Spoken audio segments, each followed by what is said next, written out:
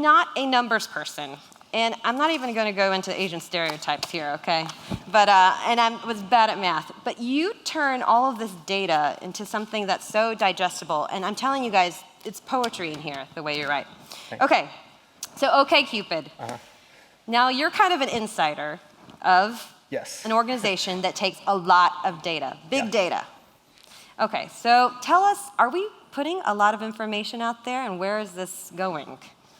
Well, yeah, the answer is yes. But I mean, to be clear to everybody, like a lot of the things like your home address and this kind of stuff, like we don't have. Like, right. You know. No.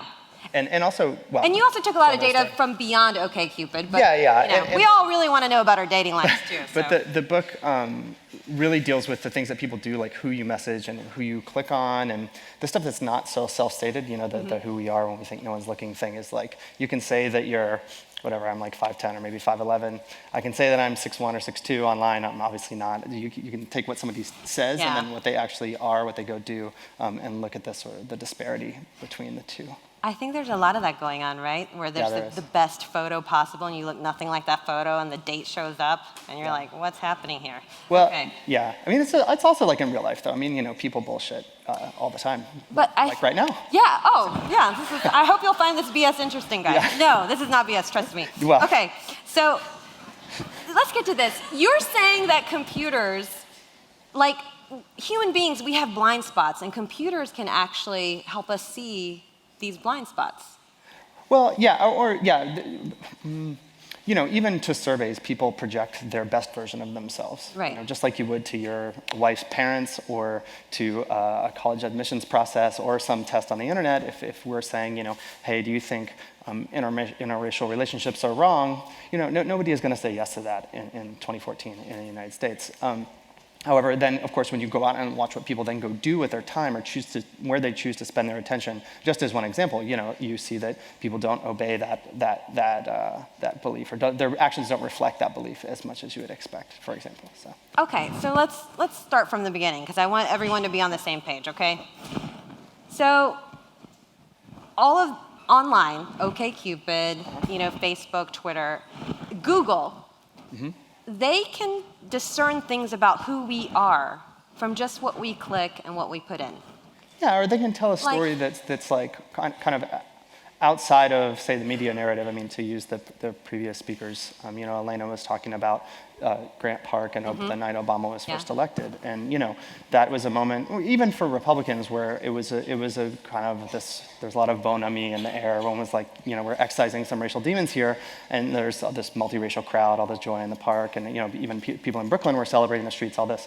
Also, at the exact same moment, that one night was the all-time high ever in the recorded history, at least of Google, that for searches for the N-word, looking for racist jokes for the most part. So while that event was going on... Well, that night, yeah. Yeah. On Google, everyone was... Well, not everyone, but the high... Yeah, it's like if you go look at Google Trends, it's this huge spike. And in fact, if you go back, I was talking to someone who works at Google, and he made this observation to me, and so I went back to Google Trends, which is a tool anyone else can visit. It's just google.com/trends. And if you kind of mess around with the parameters, you can get a picture of searches for the N-word over that whole 2008 campaign, and whenever it gets tense, whether it's in the primary or whether it's in the general election, searches go up. You know, racial animosity spikes, and so in Iowa, the Pennsylvania primary with Clinton, which was so contentious, when she concedes in I think June, there's these spikes, and they are ever higher, and then finally there's the kind of mother of all spikes there on election night. And then there's this catharsis. So after you spike, everything dips. And just like that, and then there was one more peak on Inauguration Day. And then the only two spikes anywhere remotely approaching that level there's only been two since 2008. And that was that kind of week when Trayvon Martin's death first came to public attention, and then the week that Zimmerman was acquitted. So it's like you can kind of see a kind of like you can measure the animosity that doesn't often get reported. Right, because basically it's the title, like who we are in public isn't necessarily, it's a presentation. Sure.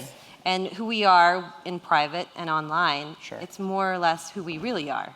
Yeah, I mean, certainly for things like search and for who you decide to message. Obviously, if people, again, it's like the difference between a questionnaire, which is meant to sort of replicate or be a simulation of real life, or a lab environment, which is supposed to simulate real life. Well, I just want everyone, there was the cloud from Apple was mentioned, and there's the global cloud of information that we're all putting all that information, all you guys are raising your hands to. Let's talk about a little bit like how scary it was, because I read in your book that there are search engines and social media platforms that actually know whether or not, with pretty good accuracy, like in the 80%, whether you're gay or not. Oh yeah, for sure, yeah. How is that possible? Well, because, I mean, because... Based on what you like? Yeah, in the same way that Target knows that, when you're pregnant or whatever, because you're looking, I mean, pregnant is a very easy thing to figure out. If someone's looking for pregnancy tests and then is looking for like iron pills and, that kind of stuff, you're like, okay, this person is pregnant. But you can extrapolate that, and there's things that people do in common and in aggregate that you can make a guess about somebody. Okay, so if that didn't jolt you, there's some aggregates that help you know whether or not your parents were divorced by the age you were 20. How many people's parents were divorced by the time they were 20? 21. Okay, 21. It knows that? See, that's the thing. Like it's an aggregate guess. So I think the accuracy on that one was 60%. Yeah. So they don't know whether any one individual, because each person's personal story is different. Right. There can be people. People can live all kinds of lives. It's not a pigeonholing type of thing. It's more like there's a high correlation between the things that you like and your personal biography or your personal demographics. And in the book, it's split into 3 parts. One is about connecting. Data is about how we're feeling. The second part is about division, and we're going to talk about race in that part. And then also, in the end, we're going to talk about the individual. So, okay, so let's take it back to OkCupid. Sure. So let me tell you how depressed I was when I read in your foreword that if you're a woman over the age of 21, it's kind of basically over for you. Wait. According to some of the... That is a sensational headline. You're definitely... Men of all ages think 20-year-old women are the hottest. That is not within the age of 20 to 50. So technically, I guess, yes, aesthetic, you're over the hill. So that's at the same time, this data lets you see these kinds of phenomena with a specificity or a clarity that you couldn't otherwise. But it's also no secret that men like younger women. I mean, you can look at a magazine or any element of media for 5 minutes and you can realize that, because that's who you see on the screen. But women, of course, the more evolved sex. Tell us what age group they're looking for. Women vote. There's a parity. So a 20-year-old woman wants a 20-year-old guy looks best to a 20-year-old woman. A 25-year-old guy roughly to a 25-year-old woman. 30 to 30, 35 to 35, and then. It's basically kind of 1-to-1 until guys hit 40, and then they're like, okay, that's cool, you don't have to get any older. So 45 or kind of older women still prefer a guy to start being, would prefer a guy to start being. So basically men never grow up, and women change with time, our preferences. Yeah, men get older, but don't really grow up. Yeah, mentally. Yeah. Just remember that. Yeah. Okay. But it's important, that data is from people liking each other. It's like the Tinder thing, you like them, and you're like, nah, yeah. And you can do that on OkCupid too. And so that's the data of sort of like lust or something, it's a very easy... you can sit there and we made it so that it's easy to give your vote quickly on a lot of people, because that way we can collect a lot of information about you and those people. But you don't have to put yourself out there to make this vote, So necessarily, like if a guy puts down, I like 21-year-olds, and he's like 45, he's not necessarily going to approach a 21-year-old. Right, exactly, you're right. Because when you actually have to make even online, you have to go put yourself out there and write that person a message. There's like pride and taboo and this fear of rejection and like all this other crap that gets mixed in. And so guys do compromise. You can see there's like, this is what I want, and this is what I think I can get away with. And so they like adjust along like that. So usually it's like 10 to 15 years younger. Oh my goodness. Moves in little brackets. You don't grow up and then you just want to get away with just that. Just take it to that point. Okay. So now you also discovered like phrases, like preferred phrases and unpreferred.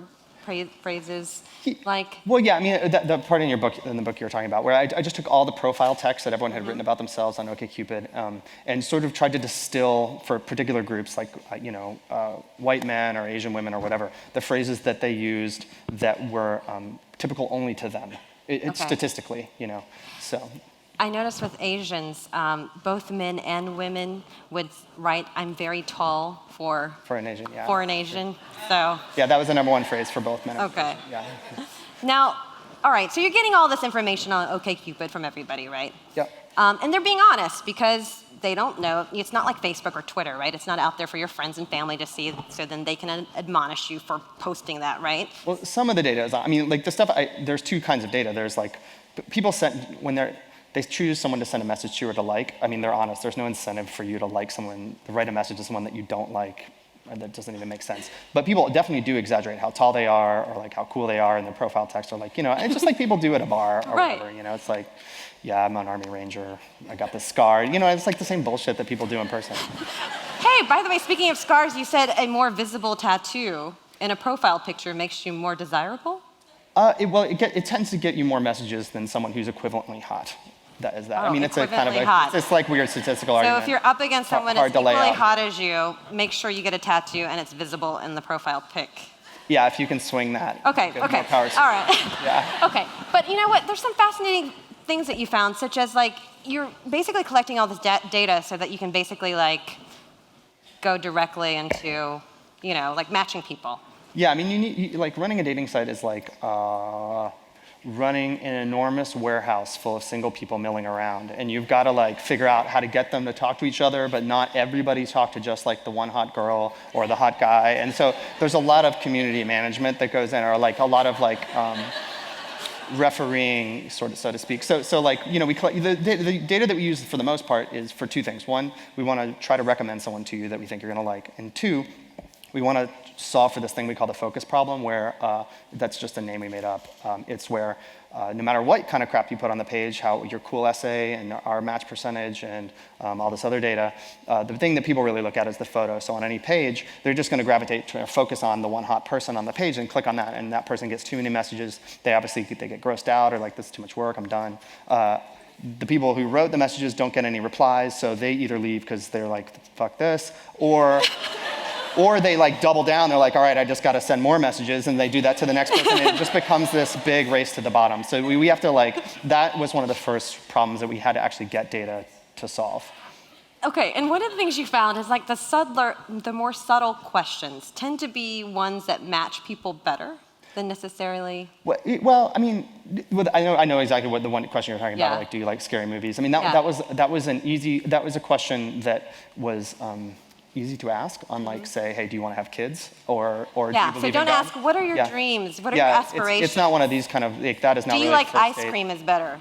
Yeah, that's not really first date material. That kind of like God and abortion and this kind of stuff. People don't want to. They don't want to bring it up. So scary movies is kind of like table talk, if you want to think of it that way. And there's a very high correlation between couples that agree, or couples who are successful on OkCupid tend to both agree or both disagree on that question. Okay, so now we've been laughing, we've been joking. We're about to run out of time. I'm not joking. I want to. I meant like, you're absolutely fascinating. That was a joke. You actually transformed this data into something that people find they can. You know what I mean? But it also divides us, and you mentioned this a little bit at the beginning of the talk about the race, but what did you discover through compiling the data and race? Like, for example, racial preference. Sure. So I looked at race, I guess, through two lenses. One was this kind of Google Trends thing that we were talking about, with Grant Park and all that stuff. The other lens was through dating site data, because dating sites are unique sort of online. It's just tons of strangers. Everybody on Facebook knows each other, at least the people that they're connected to, and likewise similarly on Twitter. So it's a ton of strangers just judging each other, through the interface essentially. And so you can get that first impression, the data of the first impression. And so I took not just OkCupid, but two other dating sites, totally different dating sites, different user bases, different interfaces, and you see the exact same, despite all these differences, you see the exact same racial patterns on the sites. It's like you took there's a stamp out there in the world, and it was just 3 times on the data, which is obviously pretty rare and indicates, well, what is this stamp, And that's, I guess, this cultural question that we're talking about here. And the pattern is that Black men and black women are both underappreciated by maybe like 25%, and Asian men are as well, just kind of universally. And I say underappreciated because I think that the stamp is like, it's this cultural pattern of how a culture teaches what is beautiful and what is attractive, and that is imprinted. It's imprinted on the human beings that are generating this data, and then you can read it back in a matrix. Wow. See, so some really interesting data. Okay, in conclusion, tell us, I mean, and this book is so good. You guys all need to read this book. Thank you. Tell us what this data that we're all sending out there is saying about us as a society. Like, what, I mean, you're talking about, like, you know, this is providing a window into our souls individually and as a society. Yeah, I mean, it's definitely an incomplete window, if that doesn't really make sense. But it's a window, a small window, or lots of small windows, because obviously the data doesn't capture everyone's complete life, right? But yeah, I've actually had this conversation a few times with different people working with big data, and they all say that when I say the same thing. But no one's asked the question better than me, right? No, just kind of like when we'll just be like, yeah, what's your day like kind of situation, and people are like, yeah, the more time you spend with this stuff, the more cynical you become as a human being, because it kind of confirms a lot of your worst instincts about people. So I'm going to leave you guys on that very positive note. Okay, I have to tell you, this is a brilliant book. Everybody, please go out and read this. I mean, I am not, like I said, I was horrible at math, and this is absolutely fascinating. And if you want to learn what kind of profile pic gets you the most hits, read the book, okay? Yeah, how's that for a cliffhanger? That'll get some books sold, right, Christian? I hope and he'll so. be signing some books in after today. So All right, thank you Chief. so much. Yeah. Oh, you're awesome. Thanks. Thank you.